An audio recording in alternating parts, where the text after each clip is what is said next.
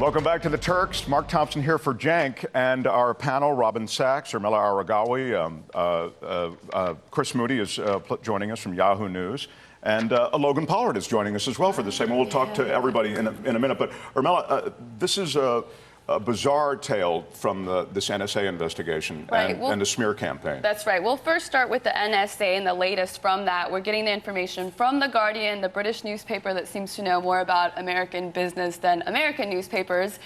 They start by C5A saying that the NSA still collects and sifts through large quantities of Americans' online data, despite the Obama administration's insistence that the program that began under Bush ended in 2011. So surprise, surprise, we've been getting, once again, the least untruthful information and not the whole truth. They continue to say, while there is no reference to any specific program currently collecting purely domestic internet metadata in bulk, it is clear that the agency collects and analyzes significant amounts of data from the U.S. communication system in the course of monitoring foreign targets.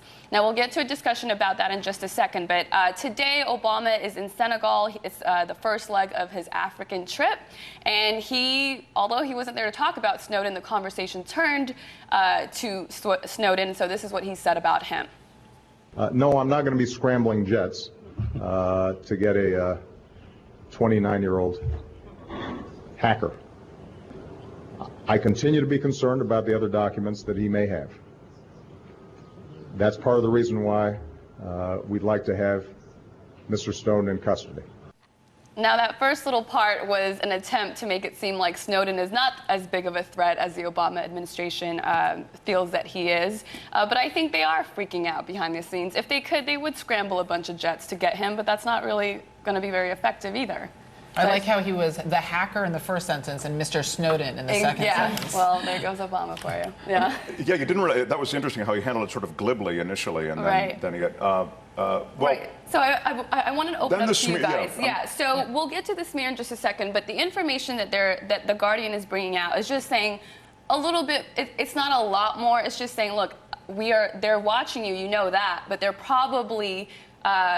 Watching more of your emails and your phone conversations than you think. So let's get to the really interesting story, which is the attempt to smear Glenn Greenwald, which I think is pretty pathetic. The New York Daily News, they took a shot at him in an article published last night, and they start the first line of their article. By the way, we should just say he's the Greenwald, journalist, the Guardian journalist who has all the information that connects Snowden to the does. NSA and to Snowden. Exactly. Right. So, and he's a regular on the regular Turks. on the Young Turks, absolutely. So the article starts with this first line. The reporter who broke the story about the NSA's secret surveillance program has a little secret of his own. Now, here's the secret that they're talking about. In 2002, a friend of Glenn Greenwald's asked him to be a partner in his consulting company. One of their clients was a company called H.J. Harry Jocks. It's a porn company, all right? It's a client of theirs. They're a consulting company. They go on to say Greenwald and Butchell, his friend, agreed to help Peter Haas, the owner of the porn company, in return for 50% of the profits. But Haas refused to pay the company in its share of the profits, which led to a nasty legal battle. Now, the owner of the company has said that he called the deal off because Greenwald was demanding changes to the content of the video, which were and are unacceptable. Now, what about this makes Glenn Greenwald really responsible? His response is this. So that's the big discovery. A corporate interest in adult video, something the LLC shared with almost every hotel chain. He was part of an LLC, is what he's talking about. Fabricated emails and some back taxes and other debt. I'm 46 years old and like most people have lived a complicated and varied adult life. I didn't manage my life from the age of 18 onward with the intention of being a family values U.S. Senator. My personal life, like pretty much everyone else's, is complex and sometimes messy. Now, if this is the best they have on Glenn Greenwald has nothing to worry about. He's saying I'm a regular guy with real stuff. He's a regular guy. The headline from The Guardian is that he's connected to this porn company. He's connected to them in a business sense. Who's going to fault him for that? Yeah. Right. I mean, Chris, go ahead. I mean, the point that you were. I mean, that was the Daily News story that they quote unquote broke on Glenn Greenwald, and he made an effort to get out ahead of it yesterday by having his own rebuttal. But I think what's really really crazy about this is that none of this is really relevant to his reporting. So basically the message that the press is saying is if you write a controversial story, we're going to investigate everything about you, which effectively muzzles the press. And it's really outrageous that the press is really leading this charge. Well, you know, if you don't like the message, shoot the messenger. But this is like nothing compared to the call for charging him with crimes. I mean, that is what I have found completely outrageous. Talk about a chilling effect. Chris, how does this affect you as a reporter? I've got to think to a degree you're outraged by this kind of thing.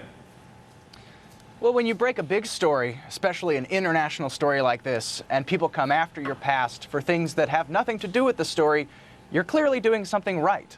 It's frustrating that he has to deal with all of this, but in a way, it's a point of pride. It's that some people are so angry about the truth that you are revealing in your stories. You're clearly hitting a nerve, and that's something I think a lot of journalists strive to do. We don't always want to be the target of attacks, but in a way, it's okay. And at the end of the day, look, people are going to remember that the NSA was committing all of these acts. People are going to remember what Edward Snowden did. They're going to remember Greenwald's story. They're not going to remember the Daily News story about Greenwald and something he did 10 years ago. Should every journalist in this country stand up and draw the line here the same way they did when they realized that the AP had essentially their phone records taken by the NSA or by the government? No, because I mean, we don't want to call out other news agencies for reporting news. Now, it might not have anything to do with the story, but I wouldn't want to say to other people, you're not allowed to say that about Greenwald. It's about his past, and I'm all for people doing profiles of interesting people and people that are doing big things in this world. But I don't think you're going to see a bunch of journalists stand up and say, how dare you write about other journalists? There's bigger fish to although fry it does here, appear, Chris, it does appear that this is a real smear. I think your first point is really an effective one, which is, look, this is how good he was. They have to go back and find some little thing in an LLC that was related to porn and try to tar him with that. It has nothing to do, Logan, as you say, with the subject matter of his piece. Right. I mean, to Chris's point, there's actually a longer and more in-depth profile in BuzzFeed today, which really fleshes out his career. And, you know, I came across Greenwald just working in news about 8 years ago, and he was very tenacious. He's very tenacious, very courageous. And oftentimes didn't agree with him, but he does his work. And I think this profile kind of shows you the tip of the iceberg in terms of the quality of his work. Right. How about the fact that it was honest? I mean, he honestly gave the answer, and it didn't take a subpoena. It didn't take a congressional hearing. It didn't take massive reporters knocking down his door. He just made a statement, he acknowledged it, and it's a big non-story. Right. I think there's a difference between the BuzzFeed profile, which is a legitimate profile, and this New York Daily News article. Now, I'm not saying we shouldn't tell people that they can't say things, but I do think it's our responsibility to say in public that these kind of news stories that are trying to smear journalists who really, as far as I can tell, are well-intended is not okay. It's not respected. You can do it. And it's the New York Daily News, so it's not like we have a high standard for them anyway. They're kind of sensational, but I do think we should call it out. I think when we don't say anything, we give these kind of stories power. You know what I'm curious about is Chris's opinion about the allegations that Glenn's an advocate and that he has an opinion. I'm just curious, Chris, what you have to say about that. I mean, he does have an opinion, but he's a reporter. I mean, you can be a reporter with an opinion. You can be a reporter that believes in something, and I don't see anything wrong with that. Well, it's interesting. I think that the community of journalists, I think, is rising up, or at least making a lot of points that have been made a bit on this panel. Small community, though. The larger community of journalists are really not backing Glenn Greenwald's career. I mean, not on a personal level, you don't have to defend him, but the fact that what he's doing is okay. It may be a slow boil like the AP phone record boil, but it may continue for a while. In any case, when we come back, we talk about Rick Perry.